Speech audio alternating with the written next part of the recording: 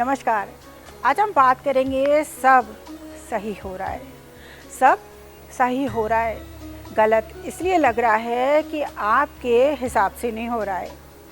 जब आप अपने ऊपर निर्भर होना सीख लेते हैं तब आप ज़िंदगी में सबसे ज़्यादा खुश होते हैं।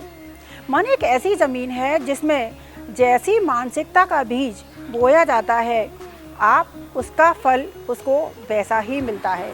जैसी मानसिकता का बीज बोलते हैं वैसा ही फल मिलता है।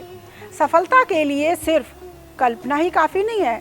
सफलता के लिए सिर्फ कल्पना ही काफ़ी नहीं है, उसके लिए आपको कर्म भी करना पड़ता है। जैसे सीढ़ियों को देखते रहना ही काफ़ी नहीं है। आप सीढ़ियों को देखते रहेंगे तो सीढ़ियों को देखते रहना ही काफ़ी नहीं है। इसको ऊपर जाने के लिए जैसे इसके ऊपर हमको चढ़ना पड़ता है तब हम ऊपर पहुंचेंगे, ऐसे ही हमें कर्म भी करना पड़ता है। पिता के द्वारा डांटा हुआ पुत्र, पिता के द्वारा डांटा हुआ पुत्र, गुरु के द्वारा डांटा हुआ शिष्य और सुनार के द्वारा पीटा हुआ सोना हमेशा आभूषण ही बनता है। एक बार एक ऋषि ने सोचा कि सारे लोग गंगा में पाप धोने जाते हैं तो गंगा तो पापी हो गई।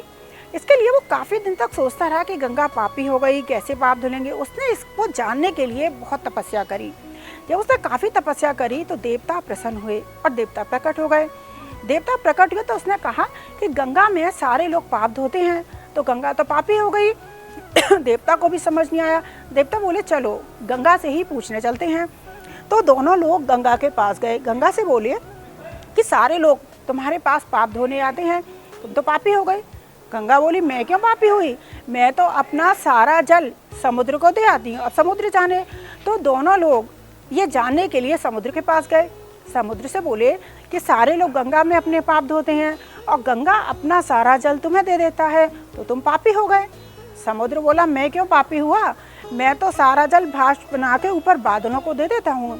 तब सारे लोग मतलब ऋषि और देवता दोनों बादलों के पास गए। बोले कि जो गंगा के और समुद्र के पाप होते हैं वो सब तुम्हारे पास आ जाते हैं बाष्पन, तुम पापी हुए। बादल बोले मैं क्यों पापी हुआ, मैं तो बादल बारिश बन के सारा जल ज़मीन में नीचे डाल देता हूँ।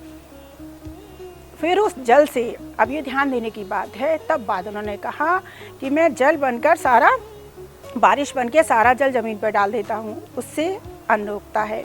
फिर जिस भाव से अन्न को उगाया जाता है, जिस भाव से अन्न को पकाया जाता है और जिस भाव से अन्न को खाया जाता है वो वही भाव इंसान के अंदर आते हैं। इसलिए भोजन करते समय कहाँ कर रहे हैं, किसके हाथ का कर रहे हैं, ये ध्यान देने वाली बात होती है। जब भीष्म पितामह भी मृत्युशैया पर पड़े हुए थे और मृत्युशैया पर वो शुक्ल पक्ष के आगमन का इंतज़ार कर रहे थे तब भगवान कृष्ण ने युधिष्ठिर से कहा कि इनको नीति ज्ञान बहुत अच्छा है, तुम इनसे नीति ज्ञान ले लो। तो युधिष्ठिर उनसे नीति ज्ञान लेने लगे। लेकिन भीष्म पितामह के मन में रहता था कि द्रौपदी भी आए, द्रौपदी जाती नहीं थी। भगवान कृष्ण ने यह समझ लिया कि ये नीति ज्ञान सुनना चाहते कि इनकी पत्नी भी सुने।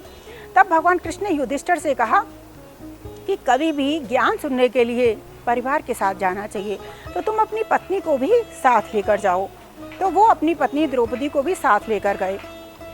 द्रौपदी अनमने मन से ज्ञान सुनती थी और बीच बीच में ऐसे अनमन सा भाव बनाती रहती थी। एक दिन ऐसी वो नीति ज्ञान दे रहे थे और द्रौपदी को बहुत तेज हंसी आ गई, बहुत तेज वो हंसने लगी। तब भीष्म पितामह बोले पुत्री, तुम्हारे मन में जो भी शंका है तुम मेरे से बेहिचक पूछ लो, ताकि मेरा मन मेरा दिल थोड़ा हल्का हो जाएगा और मैं शांति से मर सकूंगा। तब द्रौपदी बोली उस समय तुम्हारा नीति ज्ञान कहाँ गया था, जब तुम्हारी पुत्र वधू को भरी सभा में निर्वस्त्र करा जा रहा था, पूर्व जो थे गुरु थे, उस समय तुम्हारा नीति ज्ञान कहाँ था। तब भीष्म पितामह बोले पुत्री तुम बिल्कुल सही कह रही हो, उस समय में अधर्मी दुर्योधन का अन्न ग्रहण कर रहा था जिससे मेरा शरीर अशुद्ध हो गया था, मेरी बुद्धि जड़ हो गई थी और मैं सही गलत का ध्यान नहीं कर पा रहा था। भगवान कृष्ण ने अर्जुन से कहकर जो मेरे ऊपर तीर चलवाए उससे मेरा सारा खून जो रक्त है वो बह गया है। अब मेरे शरीर के अंदर शुद्ध गंगा पुत्र भीष्म है और इसीलिए आज मैं नीति की बातें कर पा रहा हूँ। हमेशा अन्न रक्त कारक होता है। जो भोजन हम ग्रहण करते हैं उसी से हमारे मन के भाव जाते हैं। कोई भी व्यक्ति दुराचार या किसी भी पाप से पैसा कमाता है तो वो थोड़ी देर के लिए सुखी हो सकता है, लेकिन बाद में वो दुखी ही होता है। कोई भी व्यक्ति यदि गलत तरीके से पैसा कमाता है तो थोड़े टाइम के लिए सुखी हो सकता है, लेकिन बाद वो जो सुख मिलता है दुराचार या बुरे कर्मों से कमाए हुए पैसे से, वो पिछले जन्म के पुण्यों से इस जन्म में थोड़े वक्त के लिए तुम सुखी हो सकते हो, लेकिन आगे चलकर वो दुख का कारण बनता है। इंसान का स्वास्थ्य खराब होता है, बिजनेस में लॉस हो जाता है, मतलब अंत में दुराचार या गलत तरीके से पैसा कमाने वाला व्यक्ति अंत में दुख ही उठाता है।